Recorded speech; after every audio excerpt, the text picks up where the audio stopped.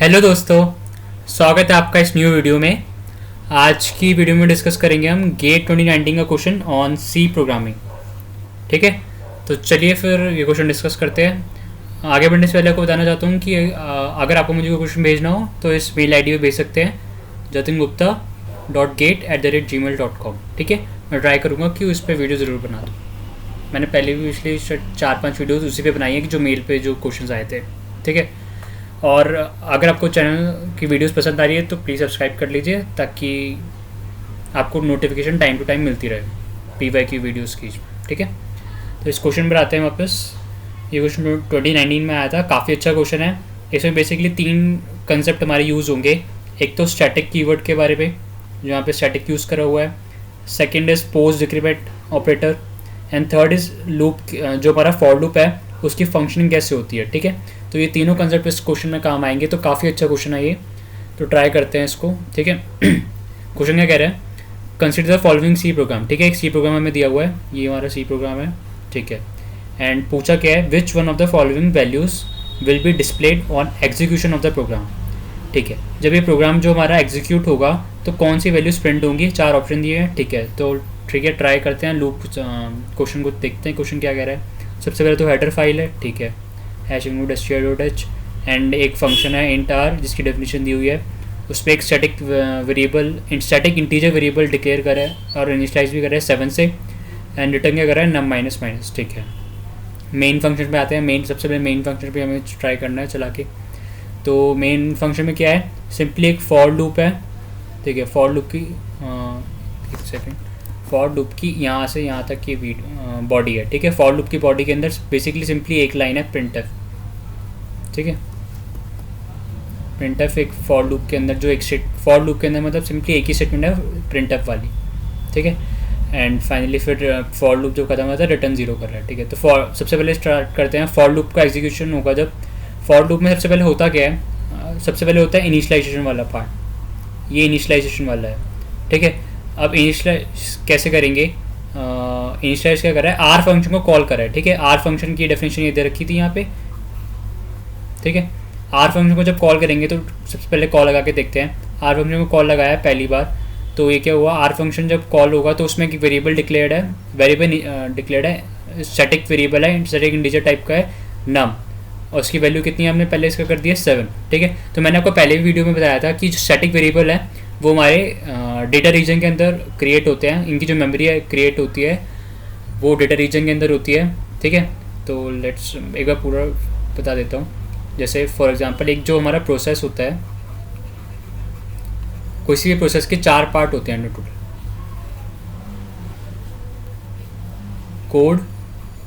Code में उसका machine level code लिखा होता है, कन्वर्ट करके जो हम करते हैं। जैसे ये तो सी प्रोग्रामिंग के अंदर कोड लिखा है, बट असेंबलर और कंपाइलर जो उसे मशीन लेवल में कन्वर्ट करते हैं तो वो कोड पार्ट में स्टोर होता है, कोड रीजन में basically. Second region is data.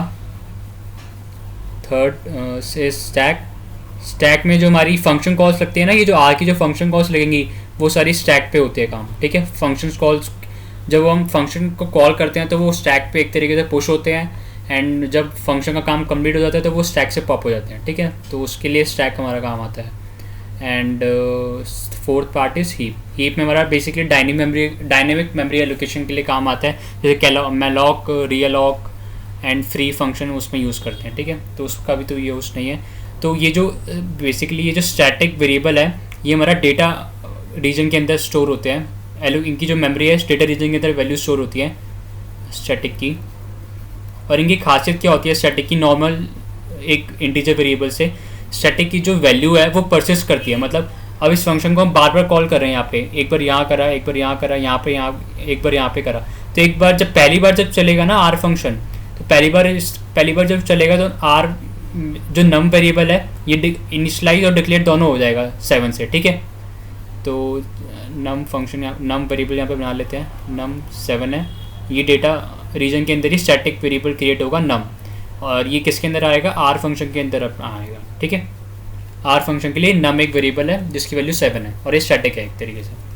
अब जब स्टैटिक कीवर्ड की खासियत अभी आपको पता चलेगी धीरे धीरे। ठीक है, एक बार डिक्लेयर कर दिया, इनिशियलाइज भी हो गया, एंड फिर क्या करें, रिटर्न नम माइनस माइनस कर रहे हैं, तो ये पोस्ट डिक्रीमेंट ऑपरेटर है। ठीक है। पोस्ट डिक्रीमेंट ऑपरेटर का क्या काम होता है, पहले यूज़ करो देन चेंज करो। पोस्ट डिक्रीमेंट ऑपरेटर की अगर आपको खासियत जाननी है तो ये होती है, पहले यूज़ कीजिए देन चेंज कीजिए, ठीक है। तो नम की वैल्यू पहले यूज़ कर लेंगे, मतलब रिटर्न करते समय हम नम ही करेंगे। यहाँ पे नहीं, यहाँ पे लिख देता हूँ, स्पेस की दिक्कत पड़ेगी। रिटर्न जब नम करेंगे तो नम की वैल्यू डिक्रीमेंट पहले नहीं करेंगे, जो नम की ओरिजिनल वैल्यू है पहले वही रिटर्न करा देंगे, मतलब जो भी 7 है। रिटर्न करने के बाद नम की वैल्यू माइनस माइनस होगी, num equal to num minus one. तो ये क्या कर रहा है बेसिकली, यूज़ देन चेंज का मतलब क्या हुआ, नम की जो पहले वैल्यू है उसी को पहले यूज़ कर लो, मतलब पहले की वैल्यू थी 7 उसी को यूज़ कर लो, ठीक है। एंड जो डिक्रीमेंट जो करना होगा ना, चेंज जो करना होगा वो बाद में होगा, ठीक है। Num equal to num minus one, तो 7 माइनस 6 हो जाएगा, 7 में से 7 माइनस 1 करा तो 6 हो गया, ठीक है। रिटर्न नम करके लाया 7, तो यहाँ पे क्या वैल्यू होगी, अब हमारे पास 7 हो गई, ठीक है। यहाँ पे 7 आई, एंड जो हमारा इनिशियलाइजेशन वाला पार्ट है उसमें सिंपली 7 आ गई, ठीक है, उसमें कोई दिक्कत नहीं है।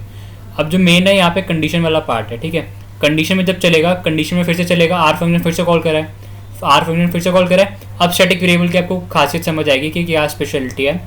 अभी जो static in num equal to 7 है, ये जब पहली बार चला था आर फंक्शन, जब इनिशियलाइजेशन के टाइम पे चला था, तो पहली बार चला था तो ये सिंपली डिक्लेयर और इनिशियलाइज हो गया था, ठीक है।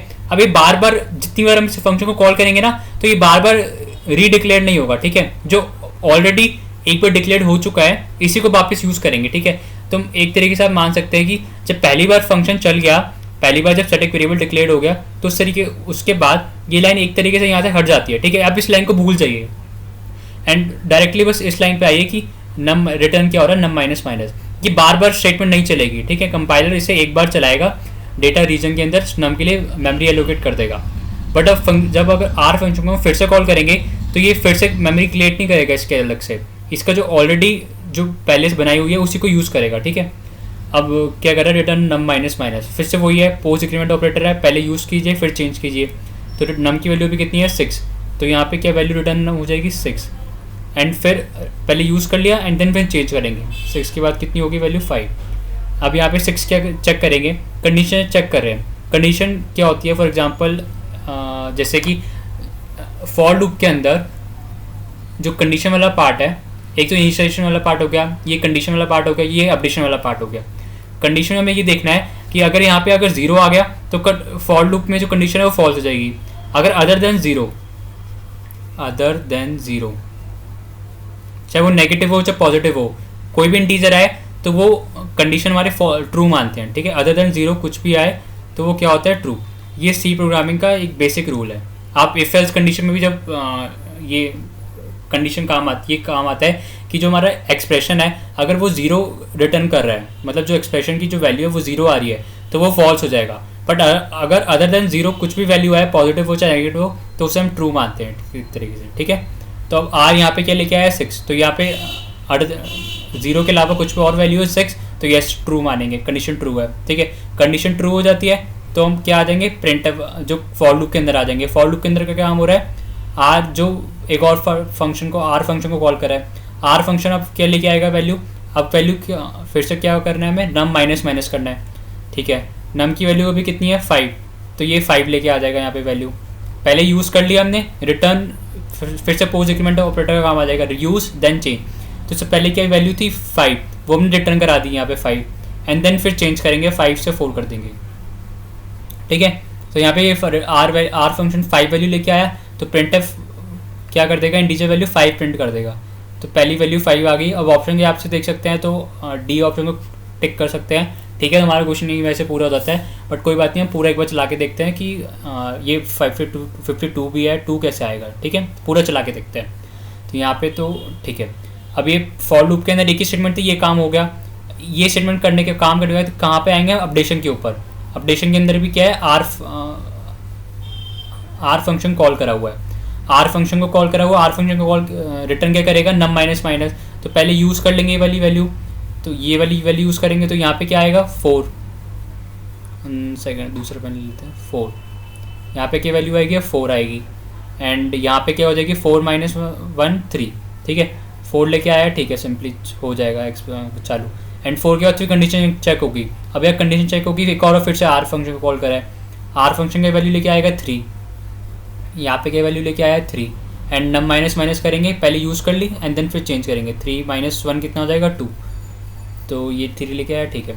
कंडीशन सही है क्योंकि 3 लेके आया, 3 नॉन नेगेटिव अदर देन 0 एक इंटीजर है, सिंपली 0 के अलावा कुछ भी हो तो वो ट्रू मानते हैं हम सी प्रोग्रामिंग में, तो ठीक है यहाँ पे भी चल जाएगा। कंडीशन सही है तो फिर से हम इसमें आ जाएंगे प्रिंटफ स्टेटमेंट में, फॉर लूप के अंदर एंटर कर जाएंगे। जितनी बार कंडीशन सही होगी उतनी बार हम लूप के अंदर एंटर करेंगे। जैसे हमारी कंडीशन फॉल्स हो जाएगी तो हम लूप से एग्जिट कर देंगे, ठीक है। तो कंडीशन हमारी ट्रू हुई, यहाँ पे 3 रिटर्न करा था। अब फिर से आते हैं, फिर से एक और बार आर फंक्शन को कॉल करा है, आर फंक्शन को कॉल करा है, आर फंक्शन की वैल्यू रिटर्न करेगा नम माइनस माइनस, ठीक है। तो नम की क्या ओल्ड वैल्यू है 2, तो यहाँ पे क्या वैल्यू आ जाएगी, यहाँ पे 2 वैल्यू आ जाएगी एंड यूज़ कर लिया हमने एंड देन में चेंज कर देंगे 1। तो यहाँ पे 2 वैल्यू रिटर्न करी आर फंक्शन ने, प्रिंट कर देगा यहाँ पे इंटीजर वैल्यू 2, तो यहाँ 52 आ गया, ठीक है। तो यहाँ पे 2 हो गया एंड यहाँ पे हमारी -1 कर दी 1। ये जो हो रहे हैं सारे डेटा रीजन के अंदर स्टैटिक वेरिएबल जो नम है उसके अंदर वैल्यू चेंजेस हो रहे हैं, ठीक है। अब इसकी वैल्यू 1 हो गई यहाँ एंड फिर से अब आएंगे अपडेशन वाले पार्ट में।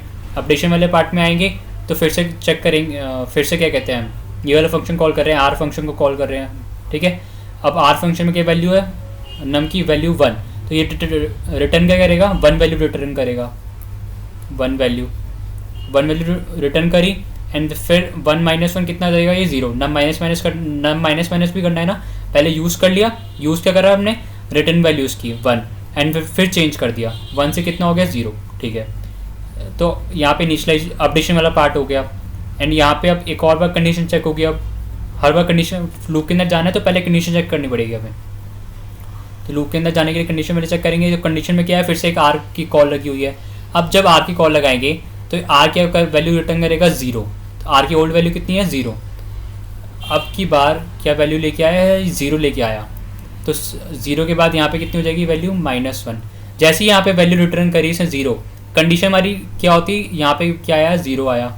जैसे ही मैंने बताया था कि जैसे कंडीशन में अगर 0 आ जाएगा तो वो फॉल्स हो जाएगा, जैसे ही फॉल्स हुआ तो वो लूप से बाहर एग्जिट कर लेगा, ठीक है। तो ये वाली स्टेटमेंट चलेगी नहीं। अब जैसे लूप से एग्जिट करा तो सिंपली रिटर्न 0 कर रहे हैं और कुछ काम है नहीं, इंट मेन का फंक्शन का काम भी खत्म हो गया और बस, और कुछ काम तो है नहीं। सिंपली हमारे पास क्या रिटर्न क्या वैल्यू प्रिंट हुए थे, फर्स्ट टाइम 5 रिटर्न हुआ था एंड सेकंड टाइम 2 प्रिंट हुआ था। फर्स्ट टाइम 5 प्रिंट हुआ एंड सेकंड टाइम 2 प्रिंट हुआ, तो हमारा आंसर क्या था 52। तो हमसे पूछा भी गया था which one of the following values will be displayed on execution of the program, 52 हमारा डिस्प्ले होगा, ठीक है। 52 हमारा आंसर आता है। इसमें तीन बेसिकली कंसेप्ट हमारे यूज़ होते हैं। एक तो पोस्ट डिक्रीमेंट ऑपरेटर के, पोस्ट डिक्रीमेंट काम कैसे करता है, पहले यूज़ करो, पहले यूज़ देन चेंज, जो हमने यहाँ पे यूज़ करा, मतलब जो ओल्ड वैल्यू है वो रिटर्न कर रहे हैं, जो ओल्ड वैल्यू थी नम की वो रिटर्न कर रहे हैं एंड देन बाद में उस बाद चेंज कर रहे हैं, ठीक है। ये तो पोस्ट डिक्रीमेंट ऑपरेटर का काम था। सेकंड था फॉर लूप के बारे में आपको पता होना चाहिए। पहले हम आते हैं जैसे अगर इनिशियलाइजेशन पे, मान लीजिए ये अगर क्या कहते हैं फ्लो चार्ट के बेसिस पे देखें, सबसे पहले हम आते हैं इनिशियलाइजेशन के अंदर, ठीक है। इनिशियलाइजेशन के बाद हम चेक करते हैं कंडीशन, अगर कंडीशन ट्रू होती है तो हम फॉर लूप के अंदर एंटर कर जाते हैं, ठीक है। फॉर लूप के अंदर मान लीजिए ये जो प्रिंट स्टेटमेंट लिखी थी ये लिखी है, अगर कंडीशन ट्रू हुई तो लूप के अंदर एंटर कर जाएंगे, अगर कंडीशन फॉल्स हुई तो सिंपली लूप से बाहर एग्जिट हो जाएंगे, ठीक है। कंडीशन ट्रू होगी तो ये प्रिंट स्टेटमेंट चलेगी, अगर कंडीशन फॉल्स हो जाएगी तो सिंपली लूप से एग्जिट हो जाएंगे, ठीक है। तो ये पता होना चाहिए, ठीक है। और फिर तीसरी चीज़ थी ये जो क्या कहते हैं स्टैटिक वेरिएबल के बारे में, कि उसकी जो वैल्यू है बार बार री इनिशियलाइज नहीं होगी, एक बार जो डिक्लेयर हो गई वो हो गई, उसके बाद चेंज नहीं होगी बार बार। तो यहाँ पे हमारा क्वेश्चन पूरा होता है। वैल्यू आंसर क्या हमारा यहाँ पे आया 52 आया, ठीक है। तो अगर आपको वीडियो पसंद आए तो प्लीज़ वीडियो को लाइक करना है, चैनल को सब्सक्राइब करना है ताकि आपको नोटिफिकेशन टाइम पे मिलती रहे। तो फिर नेक्स्ट वीडियो में मिलते हैं। Okay, bye bye, thanks.